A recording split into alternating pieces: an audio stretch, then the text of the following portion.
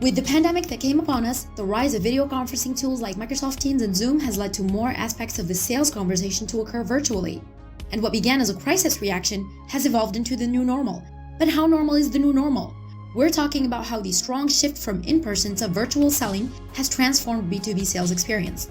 Virtual sales enablement, new organizations, KPIs, everything is evolving.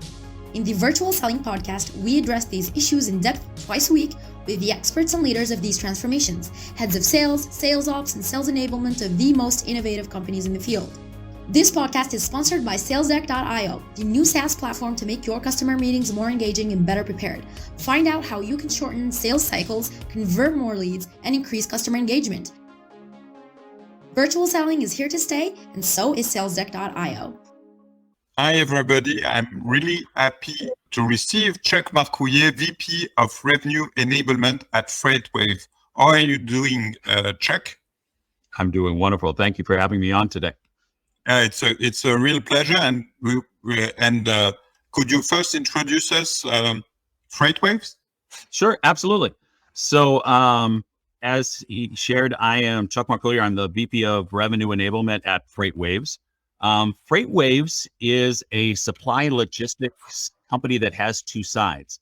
If you're in the trucking or supply logistics, industry at all, we were founded as a media company for global logistics market to help companies benchmark, analyze, and monitor the global logistics marketplace.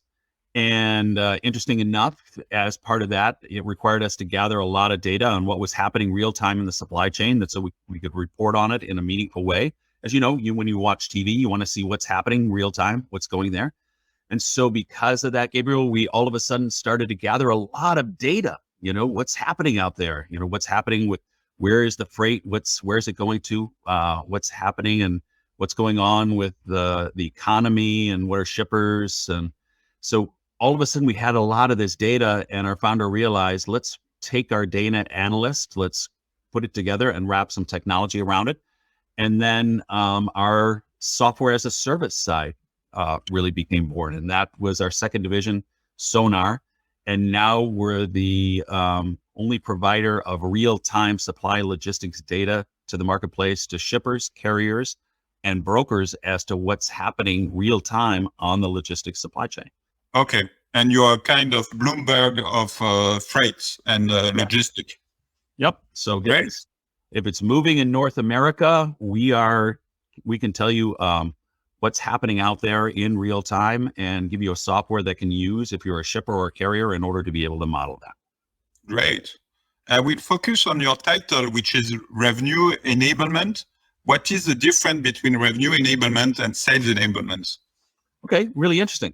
Revenue enablement is really focusing on the complete buyer's journey and not just the sales part or just the sales team. So that includes marketing, demand generation, new logo sales, expansion sales, renewals, and customer success.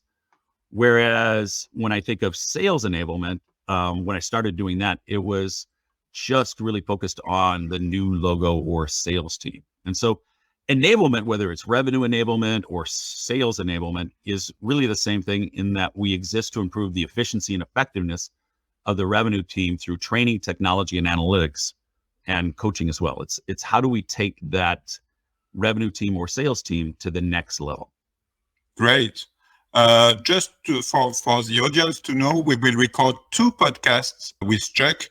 The first one today would be about buyer enablement, and the second one will be tomorrow or on the next day of the publication will be about co-buying and co-purchasing experience. So I'm really happy to address these two subjects that are related together with you today and tomorrow. So let's start with buyer enablement. Please share with me your passion about the topic, buyer enablement. I'm really passionate about this topic. Having been both a seller, a sales leader, and enablement, I've been around the sales side for 26 plus years. And so one of the things that I've learned is no one likes to be sold, but everybody likes to buy. It's funny, when I run courses with new hires, one of the first things that I ask Gabriel is, and I'll ask you the same question. Do you like working with salespeople as a buyer? It depends on the seller, but if they push me too hard, I don't like it. Exactly. And it's funny because I ask that to new hires and I say, raise your hand if you like working with salespeople. None of them raise their hand. I'm like, wait a minute, hold on. You're a salesperson. You're supposed to like salespeople. You're supposed to like your own kind. What's going on with this? And they go, oh, I don't like used car salespeople. I don't like being pushy because it's about their agenda. Exactly. And so buyer enablement is helping sellers realize that our one role, especially today in the digital age, is to help facilitate buyers through the buying process. We exist because in the past, my father was a seller, right? And in that time, it was all about who had the information before the internet. Now, with the internet, we don't exist in order to be able to give information. We exist to give context to the information. So the real difference today is that the whole value of the seller has changed. Okay. So what is the different now than in the past? So I would say, from the buyer's perspective, so the seller, our value has changed from being information. For the buyer, what's really changed is that the buyer has moved to more complex buying process in the sense that the buyer is now in sort of a consensus world. And what I mean by that, Gabriel, is that, especially in software as a service, what we're seeing is that most in medium to enterprise size companies that I don't know, from the time I was selling, as a first time seller, the buying groups were like 3 to 4 to now on most deals, we're seeing 8 to 10 people involved in the deals, of which we as sellers are probably talking to 2 to 3.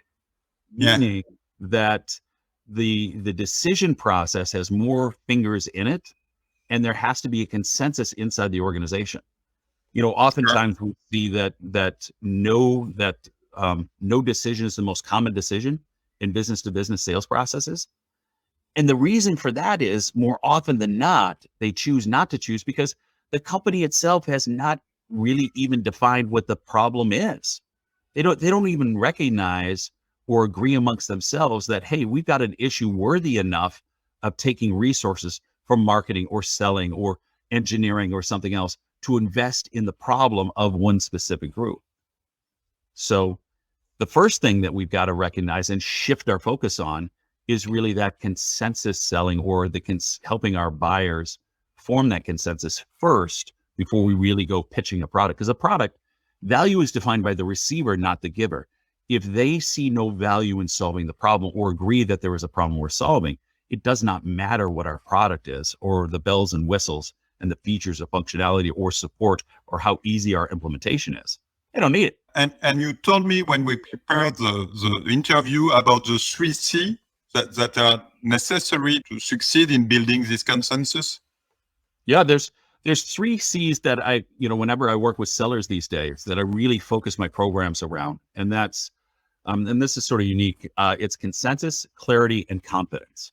That if you really want to break that no decision cycle, is to really understand that the first C, consensus, is that you have to, as you do your discovery and you start having the conversations with the prospect, is, do they recognize, is there truly a defined problem that they've gone ahead and defined and agreed upon internally? Is it just one person who's going out and researching because, it's important to me, but no one else? So for example, I'm not only teaching sellers, but I also buy technology for my organization. And I know that when I have to buy something, I've got to get my fellow sales leaders, because I'm in sales operations, sales enablement. I've got to get the departments that are going to agree to that. I have to get, finance to agree to it. I've got to get IT to check off security. So if I don't have all of those people knowing that I'm going to go get a fill in the blank here, conversational intelligence tool, a content management system, a data effectiveness tool for the sales team, if they don't agree that there's a problem we're solving with that, and they don't vote for it, my boss, the chief revenue officer, is going to say, Chuck, I think you need to get your partners on board as to this investment of, tens of thousands of dollars before we sit there and go down this road. So consensus has to be agreed upon. Do they recognize that this is a problem we're solving or investing in? And 2, with the consensus, do they agree on the type of solution? Should we just hire another person internally to go do that internally? Should we write it ourselves? Should we buy a software, or should we partner with an outside consulting group to sort of solve this for us? So consensus on, is there a problem, and consensus on the type or family of solution. That has to agree first, that process. And then there's the second C, clarity. Clarity. Because let's face it, the barrier to entry, thanks to AWS and Azure and all the rest, the barrier used to be technology, processing power. A company like had to have IBM, or they had to have these database server farms in order to be able to write this technology. But these days, we do partial leasing. All of us can found a technology company fairly reasonably and get investments to start that up. So getting or creating technology is no longer entry. Now it's, how is your technology different? So I sit there and ask, and this is what I commonly ask sellers is, if I asked you, we all have TVs, what's the difference between a Sony, a Samsung, and an LG Ultra 4K or HD TV? Could you tell me the difference as a buyer? Do you know the difference by looking at them? Not really. No. And if they told you, if the Sony person said it has a 240 refresh rate, 6 HDMI cables, it doesn't make a big difference for me. Yeah, you're just sitting there going, that's nice, whatever. Yeah, exactly. About a year and a half ago, my wife's in marketing, and she went, we have a friend who has a home entertainment company. He puts in these theaters into nice homes. And he came to us and he said, hey, if you folks ever wanted to get, upgrade your TV to a big screen TV, I can get you a killer discount. And he was right, about $1,000 less than what I could even get on Amazon. So I was like, oh, this is the time. So I started doing all the research, looking at all the websites, doing all the YouTube comparisons. I was excited by this, and I just started confusing myself. And God bless the women who love us and, our partners, whomever they may be. She sat there and looked at me and she goes, will you just get out of the house because you're confusing yourself? So I went to Best Buy, one of those retail stores, and I stood there in front of the wall of TVs, and I'm looking at Sony and I'm looking at Samsung, because I got to make this great choice. I was going to get the ultimate big screen TV for, downstairs. And I couldn't tell the difference. And the Best Buy, employee salesperson comes up and he looks at me, he goes, buying a TV? And I'm like, well, that's obvious, isn't it? Yes, I am. And he goes, can I help you? And I said, yep. He goes, what level are you looking at? I said, I'm looking at the 72-incher. He said, okay. What are you comparing? I said, I'm down to Samsung or Sony. He goes, can you tell the difference? I said, nope, not really. He says, then I've got 2 questions for you. I said, only 2 questions? He says, yep. He goes, how dark is your room? And what are you going to watch? And, the inner sales enablement guy goes to me going, okay, this should be interesting. What's he going to do with this? He goes, because here's the thing that you got to understand. Sony is a movie theater. They make movies. And so everything that they design is on their hardware is to enhance the movie experience. So their blacks are the blackest blacks, so that when you watch a Sony movie, you feel like you're in a movie theater. Their sound is DTS for that movie theater sound. So if you've got a dark room and you're going to watch movies, Sony's the only way to go. Now, Samsung recognizes that Sony is a movie theater and they don't want to compete there. But they know that sitcoms are shown in a much different frame and have a much different audio track. So if you're going to watch sitcoms, and by the way, in a bright room, you got to go Samsung. So he said, it's very simple. All you got to ask yourself, what am I going to watch and how dark is your room? And he turned around and walked away. And I go, oh my God, I spent hours watching reviews and YouTube videos on stupid stuff when it all comes down to something very, very simple. And it's not clear in the review, by the way. Yeah, exactly. It's nowhere in that stuff. It's nowhere in that stuff. So I needed a human being to sit there and just ask 2 very simple and basic questions. So that's clarity. Clarity is whenever we sell something, it's less about the features and functionality, because features and functionality are pretty much par. When you're in a competitive environment, I came from recruiting software prior to FreightWaves. And everybody could take a resume. Everybody could do a database. Everybody could, 80, 90% of all of the softwares had the same basic foundational capabilities. What the difference was the nuance of how they approached the marketplace. And so what we had to train our sellers to do was to say, okay, here's the base that everybody has, but let's focus on the 3 or 4 things that we've built our competitive difference on and see if they matter to you. If they do, we should do business. If they don't, then that's fine. Then this is going to be a price war, and we can talk about that. But I want to make sure that you understand what we do and why it matters to those that buy us uniquely for these specific items. And that's what I mean by clarity. So they've got a consensus, understand what their problem is and the nuance of those problems, then clarity on how we're uniquely different than everybody else, knowing that 80+%, every TV can show the exact same picture, but there is a little difference between Samsung and Sony. And then finally, confidence, the last C, and what I would consider one of the most important. We have to understand that our customer is making a bet whether if I buy you, I'm putting my reputation as the buyer, as the champion who's asking to bring your software or your service into my organization. Am I safe? Because again, a lot of buying is emotional. It's can I trust you? Do I believe you? Are you a well-meaning product pusher reeking of commission breath? Meaning you're only trying to tell me this so that I buy something, and then you're going to go take your commission check and go run away. I've been down this road before, Gabriel. I've had people do this to me time and time again. Or are you really looking out for my best interest? Do you understand what my company can do? And can I believe you and your company? Are you going to follow through? Is this going to be easy to use? And so confidence is, can we help the buyer in a way, because we have to know that this is going to be competitive. No one buys anything online or in person without comparing it to at least 2 to 3 other options. So can we create confidence that I am acting on your best interest and helping you buy the way that you want to buy? Or am I that person, when you said it at the beginning, when I asked the question, do you like working with salespeople? Am I just a pushy person that they're going to buy despite me being their salesperson, or they buy because I'm their salesperson? Why do you put confidence in the third C and not the first one? Because many people would put C, the confidence one, as the beginning of the relationship. You know, that's a great question. I put consensus first because if they don't agree there is a problem, there's no buying process. If I don't need it, you could trust me and I could be the greatest car salesperson in the world. But if you live in downtown Manhattan, you don't need a car. That's too expensive. I can walk everywhere, and I use the same in Paris. Yeah, exactly. You have a car. Like, hey, great, you have a fabulous car. It has all the great bells, and yep, that's a beautiful car.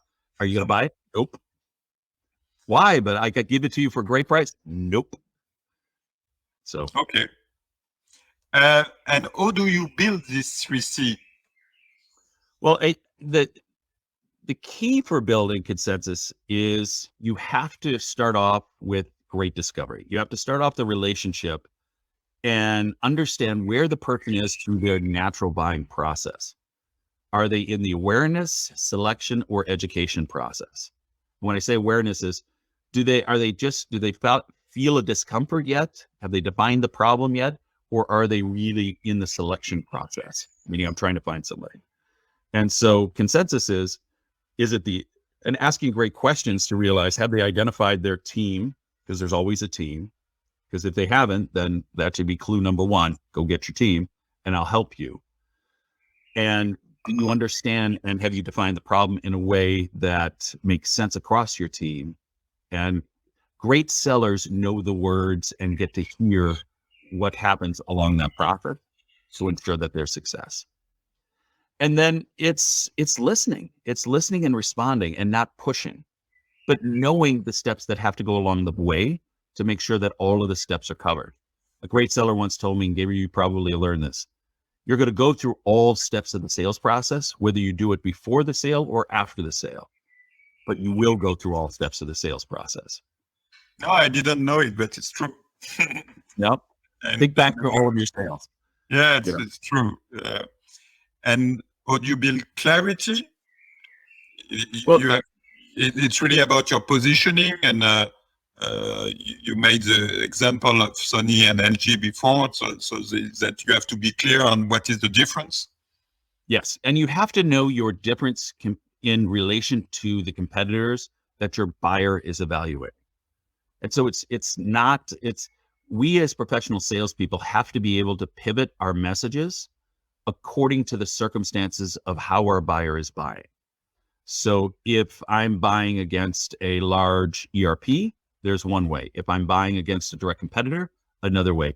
If I'm buying against doing nothing or keeping in-house, I have to be clear and know what is the competitive advantage, because there's three pieces. It's important to the customer, it's unique to me, and it's defensible against the competition. So if it meets those kind of things, I should be able to pivot and make that message clear to help somebody go, oh, I get it. But the end result that we have to keep in mind is, can the person that I'm talking to, do I make it simple and clear enough? What are you going to watch? And how bright is your room? So that they can take it to the next person and help make the decision. In my case, can I take that and then go tell my wife, who ultimately, let's face it, in my house, is the ultimate decision maker. So I get my TV if I can help her understand that this is really a good idea. She loves me. She'll let me get it. But ultimately, she's going to be the one that says, yeah, come on, honey, we can do this. So, it's one of those things that we have to, in clarity and confidence, arm them to be able to sell to the other people who are part of that consensus process, which we'll never talk to. And what about confidence? So do you build it? Do you have some tips for that? Or I think that the confidence kind of piece it's an art unto itself. It's how you maintain the integrity and consistency. Because how do we build, it's the psychology of trust. How do we build trust in strangers? And now even in a virtual world, that what we say is consistent, because we have to understand how people buy today and then enhance that buyer's process through consistency. Meaning we understand that people go to the digital world in order to verify anything that we say in the person-to-person world, and build digital experience and build the experience along the way so that they can go back and forth, and that it's resources. And we use tools along the process in order to be able to create that experience. But we have to be conscientious of the experience. And let's not think that we're driving the bus, but we're the mentor who's helping somebody through the process. Gone are the days when we within sales say, hey, Gabriel, if you want to buy my thing, you have to go through my sales process, and I'm going to tell you what we're going to do next. Buyers are no longer going to tolerate that. If we try to control it and put a very rigid process in place, they're going to go, yeah, nah, thank you, I'm out.